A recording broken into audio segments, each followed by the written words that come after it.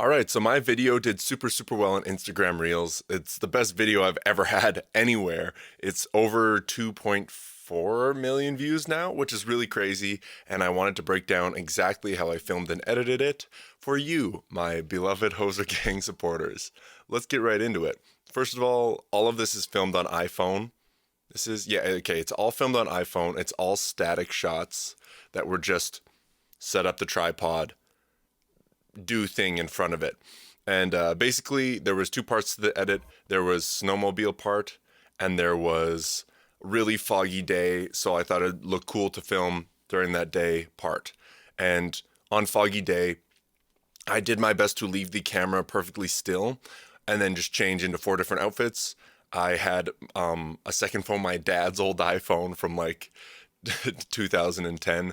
I loaded the song on there and I just had that shoved sort of in my collarbone so I could hear the song. And in fact, if I go here and just turn the volume up on one of these clips, you might be able to hear it. If it was like, yeah, it'll be like, oh yeah, let me just turn this up a bit so you can hear it. Yeah, so that's the actual camera audio. You can hear me crunching around and doing that. But anyways, let's get on to the editing stuff because this stuff's cool. This one doesn't look like I did anything to it. I guess for the fonts, I'll let you know what fonts I use because to me, font is super important. Having a font that looks bold but not cheesy, it can be hard to do. Oh, I'm also going to be drinking smoothie, as I so often do. So Canadian Paradise, I really like Din condensed on what is this, Final Cut Pro? That's where I edit. And I did a little keyframe edit here to make it well, okay, here. Yeah, and you click on the right one. As you can see, you make a keyframe, make another keyframe, and it slides between the two. And then a parody of Gangsta's Paradise comes in. I really like this start. This, I'm going to show you guys the whole 2-minute video, but just the first 30 seconds is what really blew up. So this opening shot, big bold text, snowmobile comes in quickly. It's just very eye-catching. I really like the way that this shot turned out. Give the little salute, time the salute with when that text pops up. I really care about things like that. Putting things on action, cuts and text pop-ins, and making sure it's all on beat is very important. I should put this song back in. And I really liked what I did here, where I haven't done this before, but I left the same text, but then just changed the color when I cut. And it sort of was cool. I feel like it was also very engaging. So the words are the same, but whoa, where are we? We're in this cool white void. And then some things that I wanted to talk about. I do a lot of little, just like quick pull-ins and pull-outs here, basically. You can see on the right here, my keyframes. This is where it is to start. That's where it is to end. Basically, all I'm doing is increasing the size of the clip. And then on this one, I zoomed out a little bit because I think this shot was off-center, but what's this one got? This one doesn't have any edits, but a lot of just quick pop-ins. And you'll notice on the text as well that I just have a very small pop-in. And this makes a really big difference for helping people find the text with their eyes, especially if you are doing it like right here on a clip cut where it goes to a different shot. If you just make it pop out, I normally go ahead like, what is it, 3 frames? 1, 2, 3, 4, 5, 6, 7, 8, 9. Okay, apparently 9 frames, I just make it go whoop, like that. You can see it expand. And you can also see I'm pulling in on this shot, this actual clip here. I go from there to there. Yeah, go from there to there, and then back out again, actually. And lots of times, like here, what I do is I line up all of these clips to the beat so that I have a stack of all 8 clips on top of each other, and then I will just, what you can do is click V to make them go invisible. So I'll kind of show you like what it would look like in a small sense. Imagine all these clips stacked on top of each other. And then I'm looking, what's going to go together well? And I just can click V to make that clip basically invisible. And then I found, hey, look at this. If I cut there, as I move my hands down, it kind of looks like a good transition, kind of. Bah. And same thing here. The cut here, you notice that right as soon as it comes in, it does a quick like sort of whoop in. It's like I think of it as a Mr. Beast technique. I know he didn't invent it, but he really made it almost a necessary edit when you're making engaging online content, because just the level of visual engagement that he uses is very cool with his editing. So like those little pop-ins to a slow fade out, and then fade in, and then a pop-in. Basically every 1 or 2 seconds, yeah, I'm doing something. But the good news is, if you know you want a lot of these pop-ins, what I do a lot of times is cut all the clips, and then you can make that edit on one clip and select them all and paste it onto everything, which saves a lot of time. I just did an edit like that I'll be making a video on right after this, where I cut everything, in every single clip I had a earthquake shake effect, I think it was. And yeah, you can just copy that same effect on everything. The simple quick zooms and stuff, they always look good. That quick zoom out. The other thing, sorry, I want to mention, is that when I'm doing this musical stuff, the timing of the words coming on screen is very important to me. Obviously, you want it to be in time with the music, but if you put the words to show up the instant that the words start, I've found it can be sort of difficult for people to read. So you'll notice that I put the words just a fraction of a second before you actually hear the lyrics. This is a good example. Just really watch for the word "cuz," and then pay attention to where the word where you hear it, where you see it and where you hear it. It's like "cuz." See here. It's very, very quick. Yeah.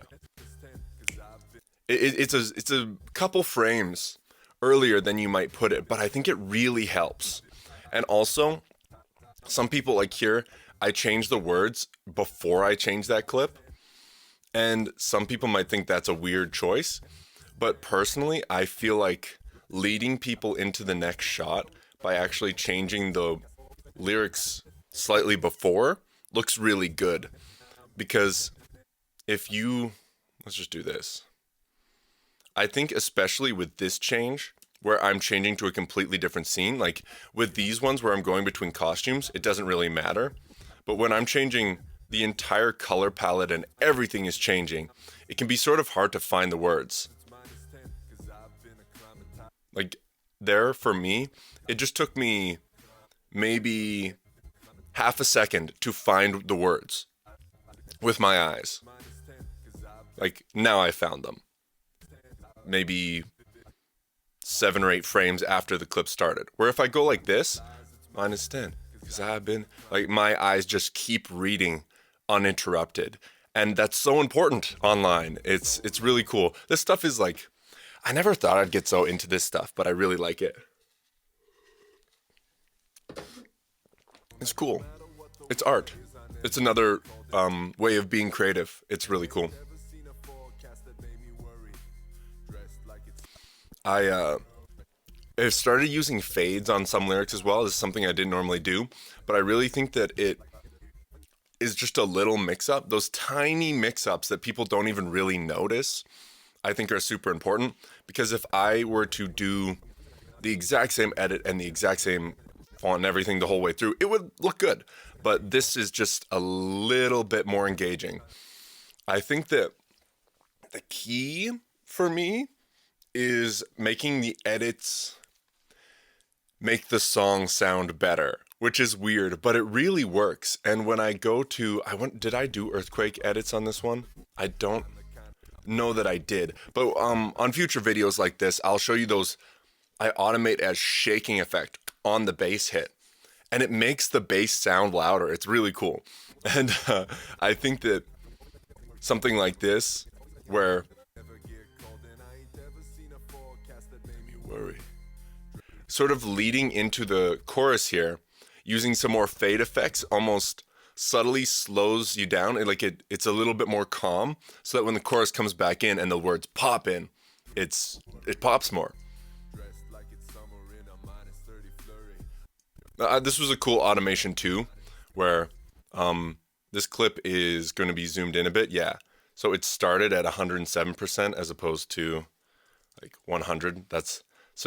That gave me enough room so that when I moved across, I also did a little pop in. Where when I pop my shirt, I really like that effect. I almost missed that. It's so good that it's just subtle. It creeps in. It's great. And then I just go across the x-axis with the keyframe. I don't know if I explained good enough what keyframes are. It's basically just an automation where I want it to be here right now and then over here later. It's pretty cool. It's just like, yeah, when you want something to change over time, you add a keyframe and then tell it where you want it.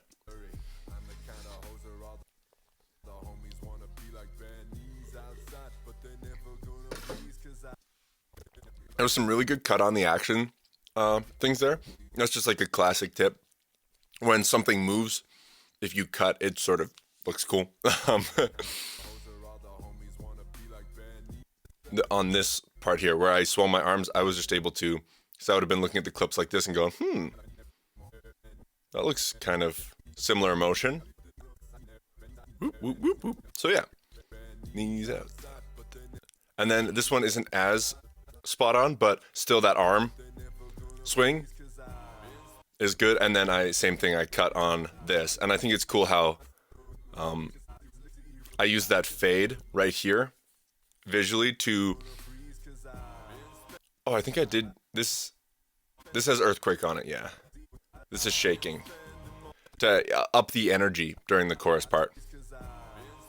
I also increased the size of the font in the chorus, and if that means I have to do smaller chunks of text, then I do that. But almost always I make the font bigger and pay closer attention to the coloration of the words. So like highlighting a few words with red, green, ice, Canadian. You get the idea. I really like this zoom. I feel like this just sort of like steady zoom in is just an incredible shot. It always looks good.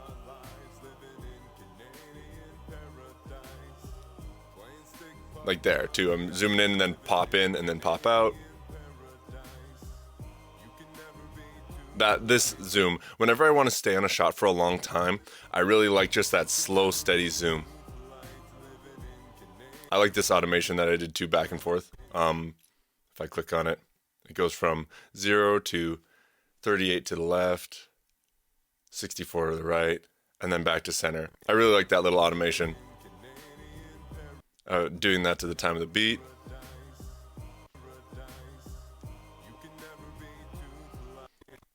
Cool. Is there anything else I really want to say? I think that pattern pretty much repeats throughout. I could show you guys like specifically how, like, normally if I do a quick zoom, it's 3 frames is what I found. I'll start the clip at whatever, and then 1, 2, 3, 4, 5, 6, 7, 8, 9. That one was a little longer. 1, 2, 3, 4, 5. Okay, that's fine. But lots of times when I'm doing just a quick pop in, I 3 or 4 frames ahead. Yeah, that one is slower.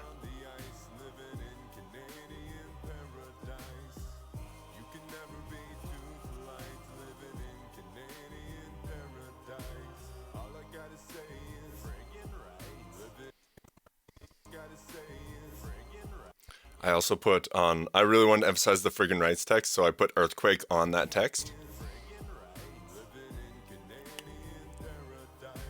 This is another one where I had the same jersey and then sort of arm movement. I thought it matched well. And then the fade here is nice, just to sort of bring us back into the chorus. I like this, what I did here with the font, making the Canadian red. Just, it's like, because this is past the point of the TikTok that blew up, but this is probably where I would start because I would cut this into clips and post it as clips. I always do that. I make the full music video in this style, and then I cut it down into sections and just post those sections because sometimes some blow up and some don't. And I mean, social media often only shows people maybe 5-10% of your followers your posts. So there's a good chance that different followers are seeing each post and they won't get bored of it.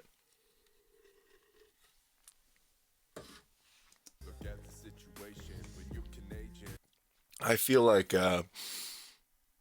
there's a fine line between posting the same thing too much and not posting it enough. Because I feel like if you have a great idea or a great video and you only post it once, there's a whole, every video has a whole visual sort of feel to it. This one is very snowy and awesome. I don't know. I like the way that this video feels to me. And I like giving people the opportunity to experience that world several times. Quick intermission. I think I'm just about done, but Tapco wants back in. That's my cat, for those who don't know.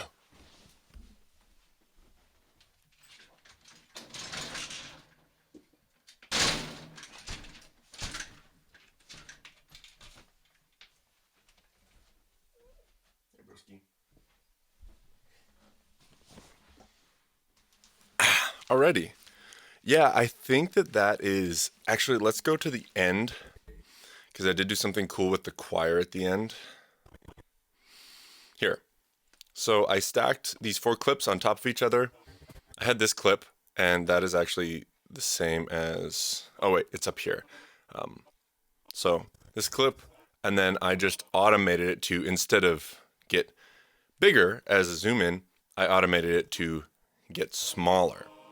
And underneath, I have all of these clips, and you can see that they're made smaller and resized to be, in each quarter of the screen. And then I also automated a crop here. You can see you can crop this, and as it's pulling in, I want to make sure that I don't accidentally mess something up. So it looks good. As you can see, it's sort of, if you look at say how much snow there is below the Skidoo ski, you can see that it's cropping in from the bottom. And if you look at how much blue sky there is above the horizon, you can see that it's cropping down in while it gets smaller. And that was just a cool shot. And then I crop it back up. If I remember, this is actually a different shot. And that's why it sort of looks glitchy there. Because I cut to this part where I zoom off. And I thought that was a great way to end the video. And speaking of great ways to end the video, that was the breakdown. If there's anything that I didn't really address, please let me know. I'm sure this was as much or more excruciating detail than you wanted to know. But yeah, lots of quick zooms and edits and paying close attention to the timing of things is basically it. And I've just developed that over time, seeing what I like and watching other people who make great videos. So if you enjoyed this, you don't have to give it a thumbs up. This is the Hoser Gang. This is just for the realest of the real. I don't want this to go viral. I just want this to be here for the people that really care and the people that are interested in maybe making songs and videos like me. So thank you so much for watching and supporting. I will make sure to make lots more content like this. I guess the only thing is maybe send me a message and let me know what type of behind the scenes stuff you'd like to see. Okay, with that, we're going to call it. Love you. See you in the next one. Bye.